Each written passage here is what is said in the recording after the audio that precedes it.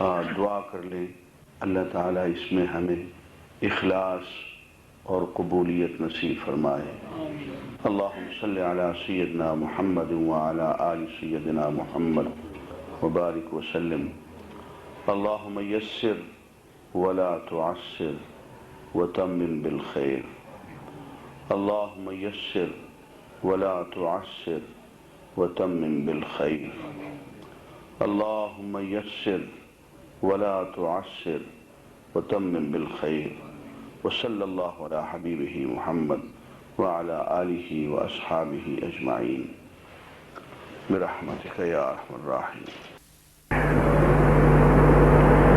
عزیزان گرامی، اب جو میں آیات تلاوت کرنے لگا ہوں، ان سے پھر آپ کو پتہ چلے گا کہ اسلام انسان کو کس پست درجے سے اٹھا کے کہاں لے کے آ گیا، اس نے کہاں سے کہاں انسان کو پہنچایا۔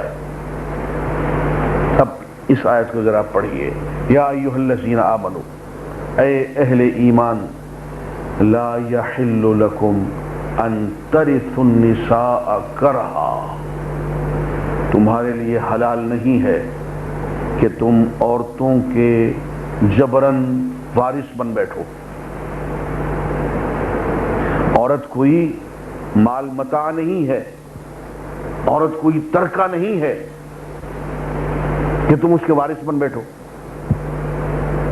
پتہ یہ چلا کہ اسلام سے پہلے عورت وارث نہیں ہوتی تھی بلکہ وراثت کا مال ہوتی تھی۔ باپ مر گیا، اس کی 2-3 بیویاں ہیں، 4-5 بیویاں ہیں، تو بیٹا جس بیوی کو چاہے گا وہ اڑا کے لے جائے گا، اس پہ چادر اپنی ڈال دے گا۔ یہ اب کل تک باپ کی بیوی رہی ہے، آج سے وہ بیٹے کی بیوی ہو گئی، اس کی وراثت میں آ گئی۔ وہ سوتیلی ماں بیچاری چاہے نہ چاہے یہ اس کی بیوی بن گئی۔ فرمایا دیکھو یہ عورتیں وراثت کا مال نہیں ہیں، یہ تو خود وارث ہیں۔ اب یہ اسلام کا کمال ہے کہ اس نے خاتون کو ترکے کے مال کی سطح سے اٹھا کے ترکے کا وارث بنا دیا۔ فرمایا کہ ان کو ترکے کا مال نہ سمجھو، یہ انسان ہیں اور یہ خود وارث ہیں، حلال نہیں ہے کہ تم جبراً ان کے مالک اور وارث بن بیٹھو۔ وَلَا تَعْضُلُوهُنَّ لِتَذْهَبُوا بِبَعْضِ مَا آتَيْتُمُوهُنَّ۔ اور ہاں، وہ خاتون جو تمہاری نکاح میں ہے، تم چاہتے ہو کہ علیحدگی ہو جائے، اور یہ بھی چاہتے ہو کہ اگر تم طلاق دو گے تو حق مہر دینا پڑے گا، کچھ دے دلا کے رخصت کرنا پڑے گا۔ اب بجائے اس کے کہ تم شرافت سے طلاق دو، حق و مہر بھی اس کو دو اور اس کا آئندہ کے لیے کچھ نان نفقہ بھی اس کو دو، جیسے کہ شریف آدمی کرتا ہے، کبھی جب تک اس کا کہیں اور نکاح نہیں ہو جاتا ہے اس وقت تک گھر میں عزت سے بیٹھ کے کھائے۔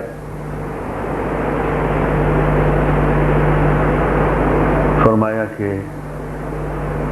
ایسا کرنے کی بجائے تم یہ کرتے ہو کہ عورتوں کو اتنا زچ کرتے ہو، تنگ کرتے ہو کہ وہ تمہاری منت کریں کہ میری جان چھوڑ دو، وہ خلا لیں، وہ عدالت کا دروازہ کھٹکھٹائیں، وہ لوگوں کو بلائیں اور وہ کہیں کہ جی میں حق المہر چھوڑتی ہوں، میں کچھ اور بھی دیتی ہوں، اس خبیث سے میری جان چھڑاؤ۔ دیکھو ایسا مت کرنا۔ عورت سے علیحدگی اختیار کرنے کے لیے اور اس کا مال اور حق المہر بٹورنے کے لیے اس کو تنگ مت کرو۔ اور عزیزان گرامی، ایک طریقہ یہ رہا ہے،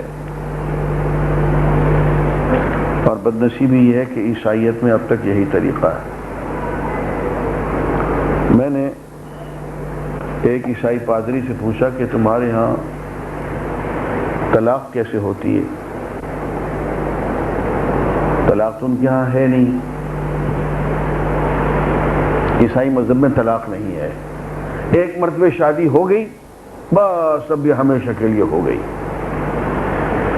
اب وہ عدالت ان کو سیپریٹ کر سکتی ہے اس شرط پہ کہ ثابت ہو جائے کہ بیوی جو ہے وہ بد کردار ہے، وہ کسی اور کے ساتھ اٹکی ہوئی ہے اور خاوند کی جان کو خطرہ ہے، تو عدالت ان میں علیحدگی، طلاق نہیں، اس کو وہ سیپریشن کہتے ہیں، شرعی طور پہ وہ اس کے نکاح میں رہے گی لیکن علیحدگی ہو جائے گی۔ اب یہ ثابت کرنے، طلاق تو لینی ہے، کسی اور سے شادی کرنی ہے، کہیں اور جا کے آنکھیں اٹک گئی ہیں، پہلی بیوی سے جان چھڑوانی ہے، اب کوئی اور راستہ نہیں ہے ان کے پاس سوائے اس کے کہ وہ کسی نہ کسی طرح سے اپنی بیوی کو بدکار ثابت کر دیں، اور کوئی راستہ ہی نہیں ہے۔ یا بیوی جان چھڑانا چاہتی ہے خاوند سے، تو اس کے پاس سیپریشن لینے کے لیے اور کوئی راستہ ہی نہیں ہے سوائے اس کے کہ وہ خاوند کے بارے میں جا کے عدالت میں یا کسی پریس کانفرنس میں یہ ثابت کر دے کہ میرا خاوند جو ہے وہ بدکار ہے۔ یعنی شریفانہ طور پہ طلاق دینے کی۔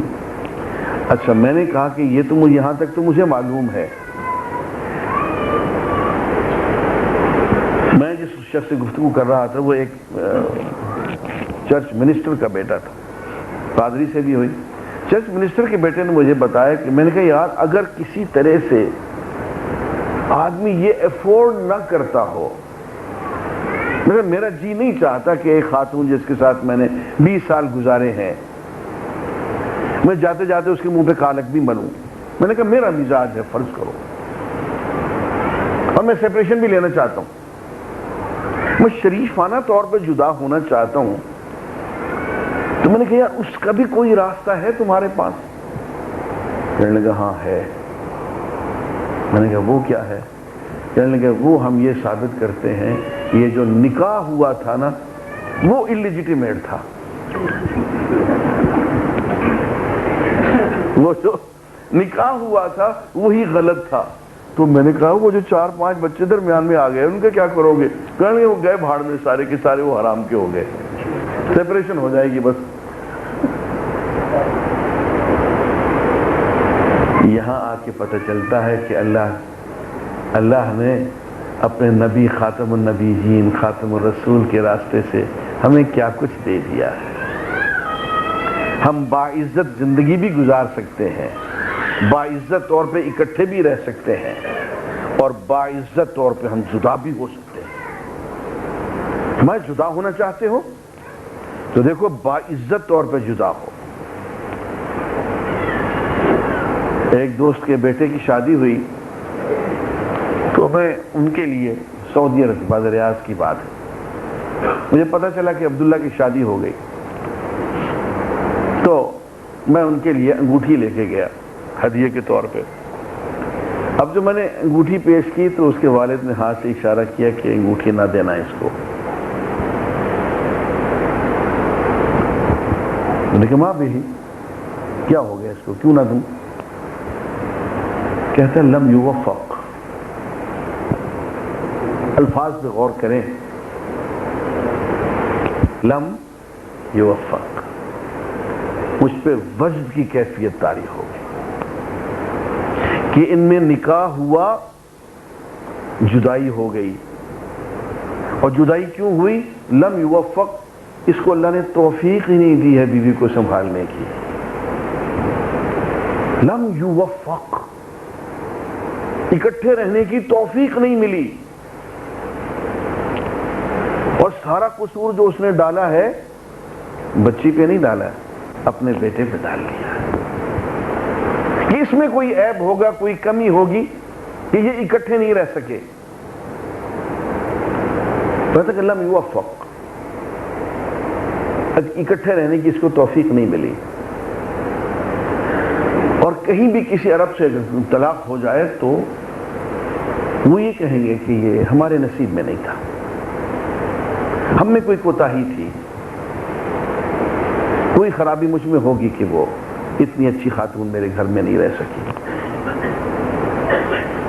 اور یہ ہماری بدنصیبی ہے یہ ہندوستان پاکستان میں کہ کہیں طلاق ہو تو خود اندر سے کتنے ہی گئے گزرے ہوں سارا قصور عورت پہ ڈال دیں گے کہ وہ اس قابل ہی نہیں تھی کہ میرے گھر میں رہتی. میں تو شیخ عبد القادر جیلانی تھا, اس عورت کو مجھ جیسے ایک روحانی بابا کے ہاں رہنے کے کیا حق پہنچتا تھا, وہ میرے قابل نہیں تھی. اسلام اس چیز سے روک رہا ہے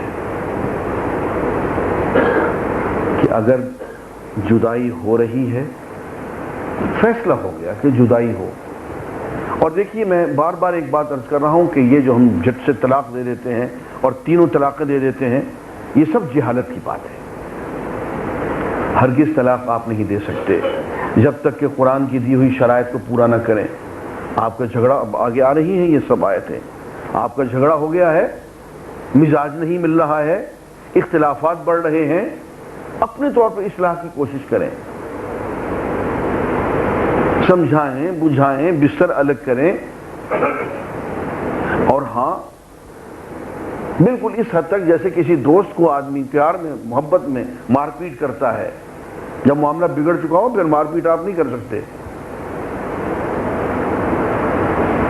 ہلکی سی مار پیٹ بھی آپ کر سکتے ہیں لیکن وہ سب پیار ہوگا. اور یہ سب باتیں گزر جائیں اور پھر بھی اصلاح نہ ہو تو حکم من اہلہ و حکم من اہلہا, ایک معتبر آدمی حکم بیوی کے خاندان کی طرف سے, ایک آپ کے خاندان کی طرف سے, وہ مل بیٹھے اور وہ آپ کے مسائل پہ غور کریں.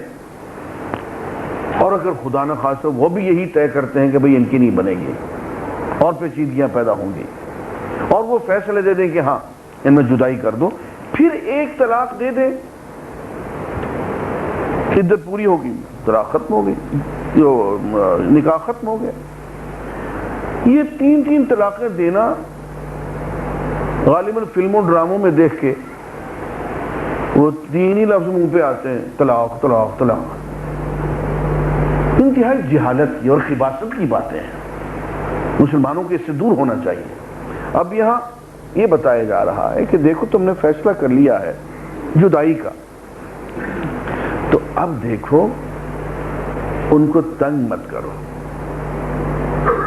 ہاں الا ان یاتین بفاحشۃ مبینہ, اگر وہ کوئی کھلی بدکاری کا شکار ہو گئی ہیں تو پھر تم ان کو تھوڑا سا ڈانٹ ڈپٹ سختی کچھ کر سکتے ہو, مالی تنگی بھی دے سکتے ہو کہ میں تمہیں یہ خرچہ اب نہیں دوں گا, اب یہ نہیں دوں گا, اب یہ تمہیں یہ عیش کرا رہا تھا اب یہ بھی نہیں دوں گا. وہ ایک الگ چیز ہے, لیکن یہ نہیں کہ تم اس کے پیش کسنا شروع کر دو کہ میرا اپنا سارا مال حق المہر جائیداد وہ چھوڑ کے بھاگ جائے اور کہ میری اس سے جان چھڑاؤ. یہ نہیں. وعاشروہن بالمعروف, یہ ہے اصل بات. اپنی بیویوں کے ساتھ انتہائی نیکی کے ساتھ معروف طریقے سے شریفانہ انداز میں پروقار زندگی گزارو. فَإِن كَرِهْتُمُوهُنَّ, اللہ یہ ایک اور قاعدہ بتا دیا ہے.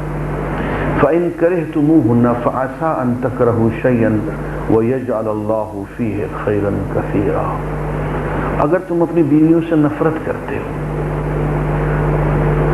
بیوی کی کوئی بات ایسی ہے جس کی وجہ سے کراہت پیدا ہو رہی ہے, نفرت پیدا ہو رہی ہے, تو دیکھو اپنی اس نفرت کو حکم نہ بناؤ, اللہ کی اس حکم کو حکم بناؤ کہ ایک چیز جو تمہیں پسند نہیں آ رہی ہے, ہو سکتا ہے اللہ نے اسی میں تمہارے لیے خیر کثیر رکھا ہوا ہو. حضور اکرم صلی اللہ علیہ وآلہ وسلم نے فرمایا کہ دیکھو تم میں سے اگر کوئی شخص اپنی بیوی کی کوئی بات ناپسند کرتا ہے تو وہ صرف اسی ایک بات کو پکڑ کے نہ بیٹھ جائے, بلکہ یہ دیکھے کہ اس کی بیوی میں اور بھی کوئی باتیں ہیں, کچھ خوبیاں بھی ہیں یا نہیں. اگر ایک بات, دو باتیں, تین باتیں ناپسند آ رہی ہیں تو 10 باتیں ایسی بھی ہیں جو پسند کرنے کے لائق ہیں, تو جو پسند کرنے کے لائق ہیں ان پہ ذرا زیادہ دھیان دے دو.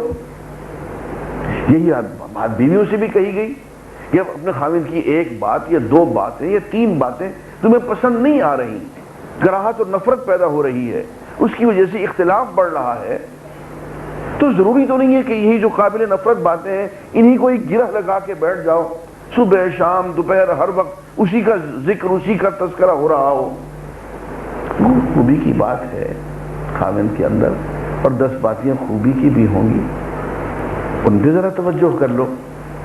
فرمایا عسیٰ ان تکرہوا شیئا، امید یہ ہے اور اللہ کا وعدہ یہ ہے، یہ عسیٰ کا لفظ عام طور پہ وہاں آتے جہاں پہ اللہ کی طرف سے خیر کا وعدہ ہو، کہ اللہ کا وعدہ یہ ہے کہ تم کسی چیز کو بظاہر ناپسند کر رہے ہو، وَيَجْعَلَ اللَّهُ فِيهِ خَيْرًا كَثِيرًا، اور اللہ اس میں تمہارے لیے کثیر بھلائی خیر کثیر اسی میں رکھ دے۔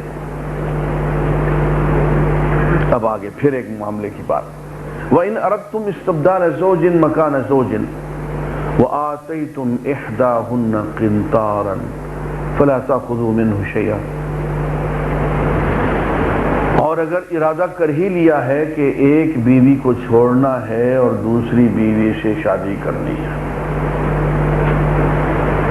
کسی وجہ سے مجبوری ہو گئے، فیصلہ کر لیا، تو پھر یاد رکھو کہ جس بیوی کو طلاق دے رہے ہو اس کو تم نے جو کچھ دے رکھا ہے، حق المہر کی شکل میں، ہدیے کی شکل میں، گفٹ کی شکل میں، بری کی شکل میں، لا تأخذوا منہ شیئا، اس میں سے کچھ بھی تم نہ لو، وہ سارے کا سارا اسی کو دے دو۔ اتأخذونہ بہتانا و اثما مبینا، اب تم اس سے لوگے، کیسے لوگے؟ یا اس سے بہتان لگاؤ گے کہ میں اس لیے چھوڑ رہا ہوں، یہ میرے گھر میں رہنے کے لائق نہیں، اور فلاں اور فلاں، اس لیے میں حق المہر بھی نہیں دے رہا ہوں، اس لیے میں اپنے ہدیے بھی واپس لیتا ہوں، اس سے بہتان لگاؤ گے اور اسم مبینہ میں تم گرفتار ہوگے۔ وَكَيْفَ تَأْخُذُونَهُ، یہ دی ہوئی جائیداد اپنی بیوی کو تم کیسے واپس لے سکتے ہو؟ وَقَدْ أَفْضَى بَعْضُكُمْ إِلَىٰ بَعْضٍ، تم تو ایک دوسرے کے انتہائی قریب رہے ہو، اس قربت کا ہی حیا کر لو، اسی کا لحاظ کر لو۔ وَأَخَذْنَ مِنْكُمْ مِيثَاقًا غَلِيظًا، اور بھول گئے ہو کہ ان عورتوں نے تم سے بڑے بڑے عہد اور بڑے بڑے وعدے تم سے لیے ہیں۔ تم نے جب شادی کی تھی، نکاح کیا تھا، نکاح کے بعد جب تم نے خلوت میں وقت گزارا تھا، تو کیا کیا وعدے تم نے اپنی بیویوں سے کیے تھے، سب بھول گئے ہو پیسے کی لالچ میں آ کے۔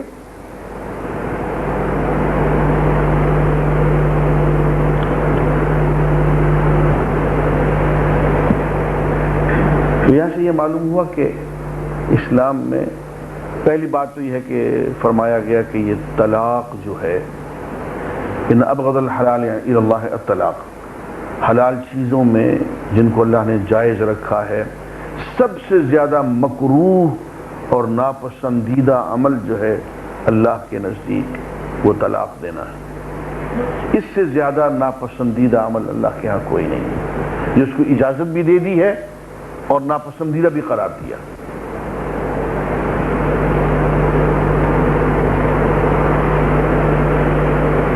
تو یہ فرمایا کہ اب تم زندگی بدلنا چاہتے ہو، کہیں اور شادی کرنا چاہتے ہو، اپنی بیوی سے جدا ہونا چاہتے ہو، تو بہت پروقار طریقے سے۔ اور عام طور پہ ایسا ہوتا ہے کہ جب یہ جدائی کا فیصلہ کرتے ہیں، استبدال کی کیفیت ہوتی ہے، تو یا تو اس کو تنگ کرتے ہیں، زج کرتے ہیں کہ خود ہی چلی جائے، یا اس پہ الزامات لگا دیتے ہیں کہ ان الزامات کی وجہ سے کچھ آپ کو پیسے ہڑپ کرنے میں، میں دونوں کام نہیں کرنے۔